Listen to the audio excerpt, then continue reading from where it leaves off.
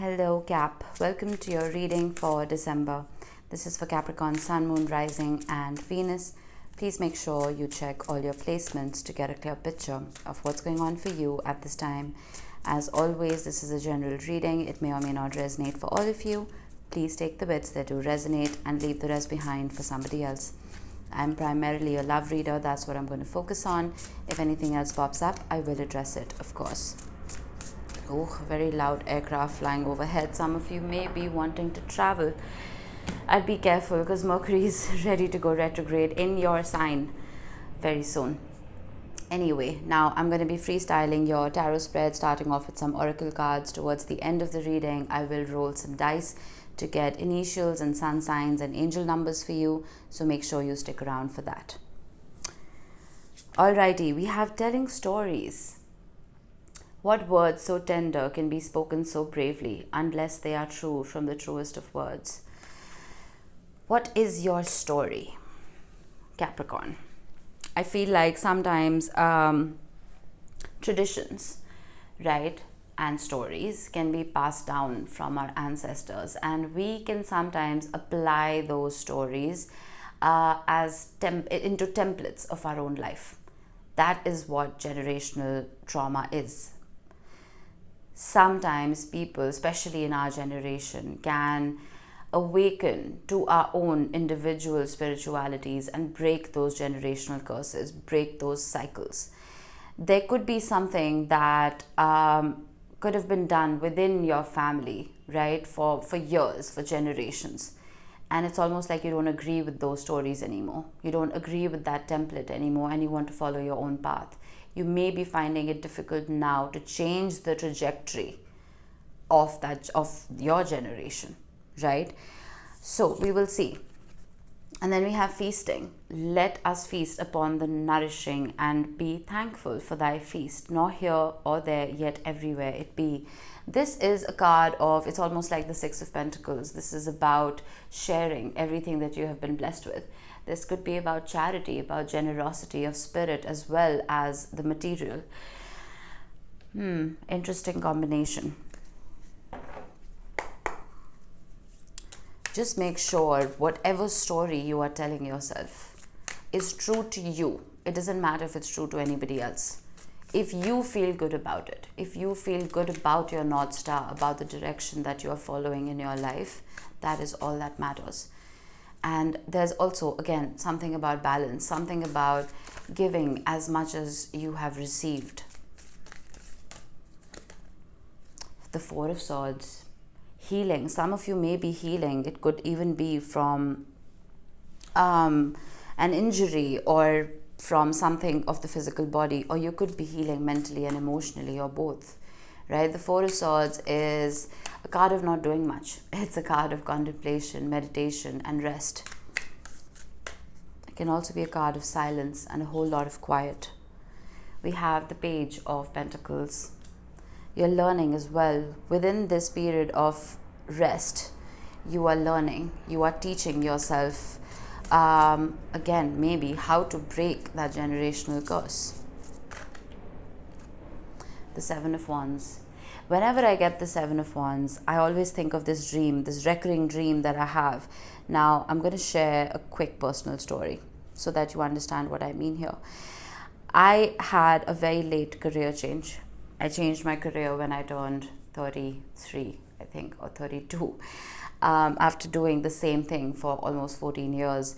Now, this career change was this, exactly what I'm doing here, right? Tarot, astrology, crystals, and the metaphysics, of course, quantum physics.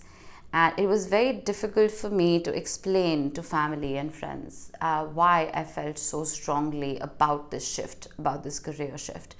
And I would have this recurring dream where, it's really funny now, where I'm leaving these giant tarot cards in front of all of my family members' doors, you know, a tarot card to explain to them why I'm doing what I'm doing. And in turn, they were chasing me all around town with sticks in their hands. And I'm trying to defend myself that, no, I believe in this, please let me do what I want to do. Whenever I see the Seven of Wands, I look at it as a card of defense, of defending your beliefs, defending your ideals, So I feel like that's what you've been doing. It is possible for some of you. Now, of course, this is not going to resonate for everybody, but there's something that has always been done around you and you don't want to do it anymore because you understand your own power. The magician. The magician follows his or her own course because the magician has everything, all the tools that he needs to create the life of his dreams. And reaching this magician archetype takes a lot of work. It takes a lot of inner strength because you're following your own path, right? You're not following anybody else's. Now, this was supposed to be a love reading, but it's turned into something completely different. And then we have the moon. Beautiful. Now, it's interesting to note here that a family is having a conversation, of course. The moon can be a card of traumas and fears that resurface, right, to be healed and addressed. So you could be having these conversations with the people you're closest to. The fears that you have about success, about your life path. But the moon also has no light of its own, right? The moon borrows light from the sun to illuminate itself. So I feel like you may be missing out on that illumination. You may be missing out on that support that you need to shine. We have the Emperor and the Empress, beautiful at the bottom of the deck with the Hermit. There is a lack of support here. There's a lack of balance here. There's a lack of nourishment here. The Emperor to the Empress at the bottom of the deck is beautiful. This could be talking about a divine connection, about a soul tie. But it's not glaringly obvious on the table just yet, so I'm not going to go down that path. We have the Page of Swords. I'm going to get one more here with the Ace of Cups. How beautiful. I'm suddenly getting no one's going to come and save you. There is no knight in shining armor who's going to come and save you. You need to trust yourself. You need to trust your intuition. The Ace of Cups, of course, is a cup of love. It is a cup of empathy and compassion. And interestingly, the Queen of Cups is at the bottom of the deck. So there very well could be somebody coming in who understands your deepest wounds, who understands your deepest traumas. But this is not going to be someone who's going to come and save you. It may be somebody who will come and assist you, but you need to save yourself. Whatever that means for you, Cap. There is love coming in. I see that. I saw that at the bottom of the deck. I'm now seeing it on the table as well. So let's see how we can expand on that. We have the Child, which is the Fool energy. This is taking a leap of faith. The Fool is card number 0. The Magician is card number 1. So there is a beautiful trajectory. That direction, that North Star that we were talking about earlier, I feel like you may have, it was a little muddled in your mind. But we're seeing the path a little more clearly now because there's been this period of rest, of quietening your mind, of not listening to too many unwanted opinions. And then we have the King of Wands, the sense of direction. The King of Wands is very sure of himself, regardless of gender. It is somebody who has their eye on the prize and is very inspired to go and achieve it. You're not listening to naysayers anymore. Truly, I feel like you're following your own path. Finally, we have the World at the bottom of the deck. For some of you, this could just be about moving homes, moving countries, moving jobs, leaving a relationship, starting a new one, getting married, whatever. These are big life decisions. And I feel like you're not letting anybody else take those decisions for you anymore. We have the Two of Wands. You see, the sense of direction. This is absolutely beautiful. What is she doing? She knows exactly where she is going. So she's letting her loved ones know. She's not receiving letters in the sense of advice. She's sending letters in the sense of, this is my decision. This is what I'm doing. There's a sense of command here, which I really, really like. The Fool takes instructions from nobody. The King of Cups, we did see the Queen of Cups at the bottom of the deck. So there is somebody around you with a very high EQ who you will not have to defend yourself from. You will not have to explain yourself to this person. I feel like they're just going to understand. The Moon and the King of Cups can be somebody with a very high EQ, with a lot of emotional intelligence, right? Someone you can trust and someone who trusts you to do what it is that you need to do to achieve whatever it is that you need to achieve. No questions asked. And then we have the Eight of Wands. Go for it. It's the card of go for it. That's what I'm getting here. Oh, so interesting. You remember what I said about the moon, that it needs light from the sun in order to shine? Whoever this is, I feel like is that sunshine that you need, is that boost of confidence that you need. I'm not saying you need external validation, but you need that little nudge. Just for someone to tell you that you're taking the right path. There's a lot of movement here, which I'm really liking. I feel like there could be that period of stagnation earlier with the Four of Swords, which was desperately needed. But the North Star is shining bright now. And we have the Ace of Pentacles. This is a beautiful offer. This could be an offer from the universe. It could be an offer from even a company. It could be a job offer. It could be an investment opportunity. It could be a proposal for some. But the only thing I'm seeing now is freshness.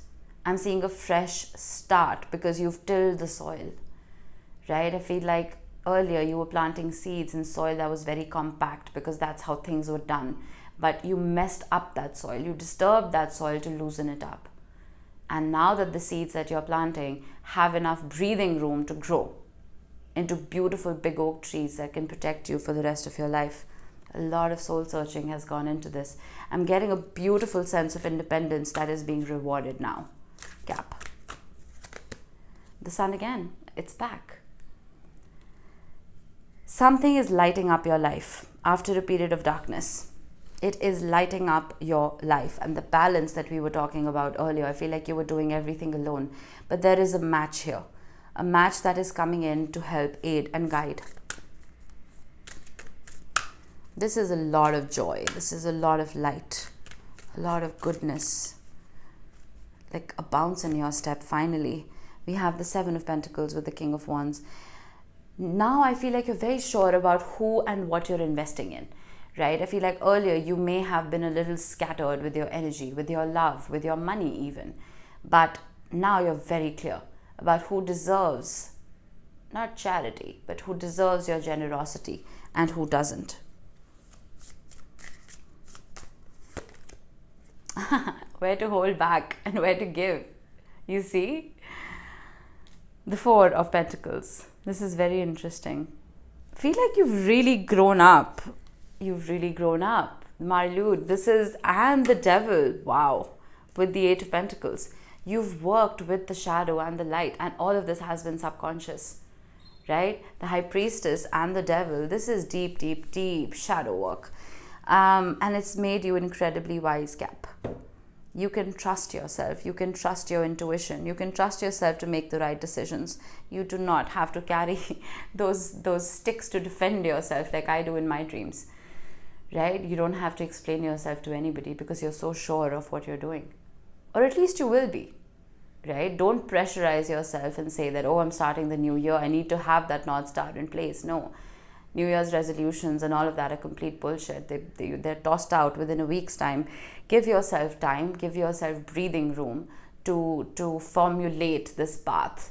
But I feel like all the tools you need to do that are all within you. You're charting brand new territories for yourself. Charting brand new paths for yourself. Feel like you're not listening to old wives' tales and old stories anymore. You're creating a beautiful one of your own. Very different reading from what I usually do for you, Cap, but there's a wonderful maturity that I'm seeing here. All right, we have Scorpio. You could be dealing with a Scorpio. You may have Scorpio heavily in your chart. Doesn't have to be.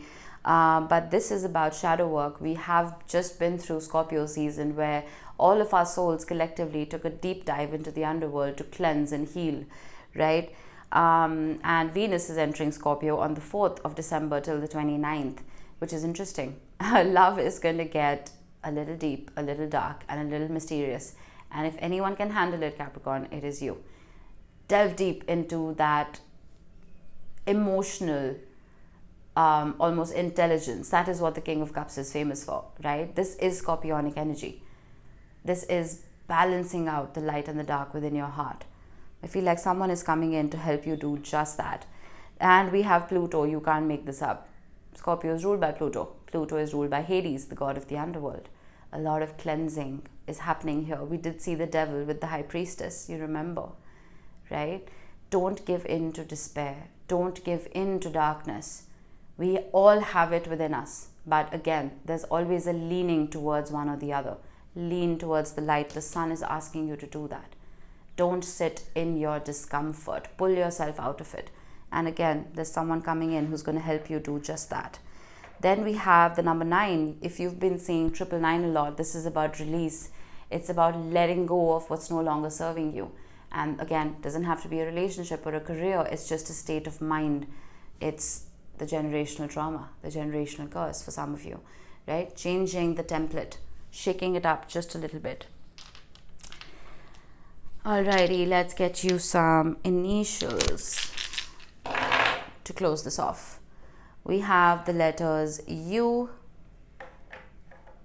Oh, that was a T, sorry. T, X, O, J, F, and Z or Z. Strange initials for you, but I don't know if this resonates. These could be your initials or somebody else's, someone that you're dealing with. Just a special mention for those of you who've seen your initials here today. It doesn't apply to everybody. All right, Capricorn, happy birthday in advance, and I hope this helped. I will see you in the next one. Bye-bye.